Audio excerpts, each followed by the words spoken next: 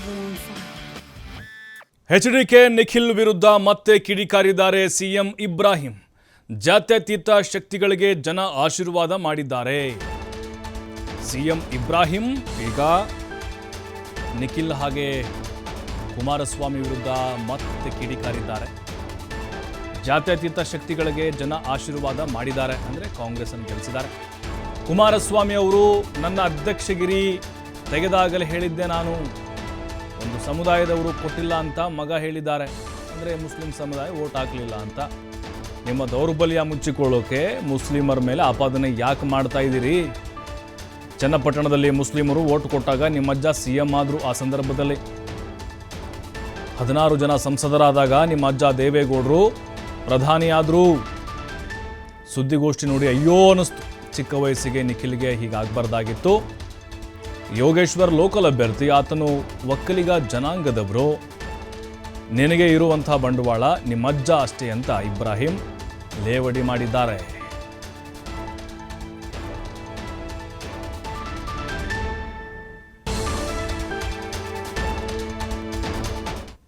ಇತ್ತೀಚಿನ ಕರ್ನಾಟಕ ರಾಜ್ಯದ ಚುನಾವಣೆ ಕನ್ನಡ ನಾಡಿನ ಮತದಾರರಿಗೆ ಅಭಿನಂದಿಸ್ತೇನೆ.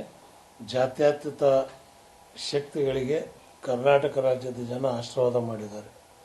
ಸನ್ಮಾನ್ಯ ಕುಮಾರಸ್ವಾಮಿ ಅವರು ನನ್ನ ಅಧ್ಯಕ್ಷಗಿರಿ ತೆಗೆದಾಗಲೇ ಹೇಳಿದ್ದೆ, ನನ್ನನ್ನು ಬಿಟ್ಟು ನೀವು ಚನ್ನಪಟ್ಟಣ ಚುನಾವಣೆ ಮಾಡಿ ಅಂತ. ನಾನಿದ್ದಾಗ ಈ ಕುಮಾರಸ್ವಾಮಿಗೆ 22,000ದಿಂದ ಗೆಲ್ಲಿಸಿದ್ದೆ. ಈಗ 25,000ದಿಂದ ಸೋತರು. ಒಂದು ಸಮುದಾಯದವ್ರು ಕೊಟ್ಟಿಲ್ಲ. ಅಪ್ಪ ನಿಖಿಲ, ಎಷ್ಟಿದಾರಪ್ಪ ಅಲ್ಲಿ ಅಲ್ಪಸಂಖ್ಯಾತರು? 25,000 ವೋಟ್ ಆಗ್ಯಾವೆ. ಯೋಗೀಶಿಗೆ ಬಂದಿದ್ದು 1,05,000. ಇನ್ನು 80,000 ಮತ ಯಾರ್ದಲಪ್ಪ? ಅದರಲ್ಲಿ ಒಕ್ಕಲಿಗರ ಮತ ಇಲ್ವಾ? ದಲಿತರದ್ದು, ಅಹಿಂದದ ಮತ ಇಲ್ಲ. ಇನ್ನು ಯಾಕೆ ನೀವು ನಿಮ್ಮ ದೌರ್ಬಲ್ಯವನ್ನು ಮುಚ್ಕೊಳ್ಳೋದಕ್ಕೆ ಮುಸಲ್ಮಾನರನ್ನ ಯಾಕೆ ಬಲಿ ಪಶು ಮಾಡಕ್ಕೆ ಹೊಂಟಿರಿ? ನಿಮ್ಮಪ್ಪ ಚೆನ್ನಾಗಿದ್ದಾಗ ವೋಟ್ ಕೊಟ್ಟಿಲ್ವಾ? ಮಗ ನಿಖಿಲ, ನಿಮ್ಮ ಅಜ್ಜನಿಗೆ ರಾಮನಗರದಲ್ಲಿ 32,000 ಜನ ಸಾಹೇಬರು 95ರಲ್ಲಿ ವೋಟ್ ಕೊಟ್ಟಾಗ ನಿಮ್ಮ ಅಜ್ಜ ಚೀಫ್ ಮಿನಿಸ್ಟರ್ ಆದ. 18 ಸೀಟು ಪಾರ್ಲಿಮೆಂಟಿಗೆ ಗೆಲ್ಲಿಸಿದ್ರು. ನಿಮ್ಮ ಅಜ್ಜ ಪ್ರೈಮ್ ಮಿನಿಸ್ಟರ್ ಆದರು. ಮರ್ತು ಬಿಟ್ಟೇನಪ್ಪ? ನೀನಿನ್ನೂ ಹುಟ್ಟಿಲ್ಲ ಅಂದಂಗೆ ಕಾಣತ್ತ. ಅವಾಗ ನನಗೆ ಗೊತ್ತ ಮಟ್ಟಕ್ಕೆ ನಿಮ್ಮ ಅಜ್ಜನಿಗೆ ಕರ್ಕೊಂಡು ಹೋದದ್ದು, ನಿಮ್ಮ ಅಪ್ಪನಿಗೆ ಕರ್ಕೊಂಡು ಹೋದದ್ದು ಅಮಿತ್ ಶಾ ಹತ್ರ ನೀನೇ ಅಲ್ವೇನಪ್ಪ? ನನ್ನನ್ನು ಕೇಳಲಾರ್ದೆ ಹೋದ್ರಿ. ನಾನು ಅಧ್ಯಕ್ಷ ಅವತ್ತು ಪಾರ್ಟಿದು. ಈಗಲೂ ನಾನೇ ಅಧ್ಯಕ್ಷ. ನಿಮ್ಮ ಅಜ್ಜ ಅಫಿಡವಿಟ್ ಹಾಕೋರು ಹೈಕೋರ್ಟ್ನಲ್ಲಿ, ಅವ್ರಿಗೆ ತೆಗೆಯಲ್ಲ ಅಂತ. ನಿನ್ನ ಪ್ರೆಸ್ ಕಾನ್ಫರೆನ್ಸ್ ನೋಡಿ ನನಗೆ ಅಯ್ಯೋ ಅನ್ನಿಸ್ತು. ಈ ಚಿಕ್ಕ ವಯಸ್ಸಿನಲ್ಲಿ ಆಗಬಾರ್ದಾಗಿತ್ತು. ಯೋಗೀಶ್ ಮೇಲೆ ಕ್ಯಾಂಡಿಡೇಟ್ ಆದದ್ದಲ್ಲಪ್ಪ. ಯೋಗೀಶ್ ಇಂಡಿಪೆಂಡೆಂಟ್ ನಿಂತರೂ ಗೆಲ್ತಿದ್ದವ.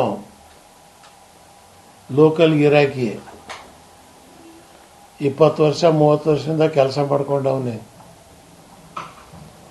ನೀವೆಷ್ಟು ಒಕ್ಕಲಿಗರಲ್ಲಿ ಜನಾನರಾಗಿದ್ದೀರೋ ಆತನೂ ಅಷ್ಟೇ ಒಕ್ಕಲಿಗರಲ್ಲಿ ಜನಾನರಾಗಿದ್ದಾರೆ. ಸೊ ಆದ್ದರಿಂದ ಈ ಜಾತಿವಾದದ ರಾಜಕಾರಣವನ್ನು ಬಿಟ್ಟು ಸರಿಯಾದ ಸನ್ಮಾರ್ಗದಲ್ಲಿ ಬಂದರೆ ಮುಂದೆ ನಿನಗೂ ಭವಿಷ್ಯ ಇದೆ. ನಿಮಗಿರ್ತಕ್ಕಂಥ ಬಂಡವಾಳ ಏನೋ ನಿಮ್ಮ ಅಜ್ಜ ಅವರಿಗಿದ್ದಂಥ ಬಂಡವಾಳ ಸಿದ್ಧಾಂತ.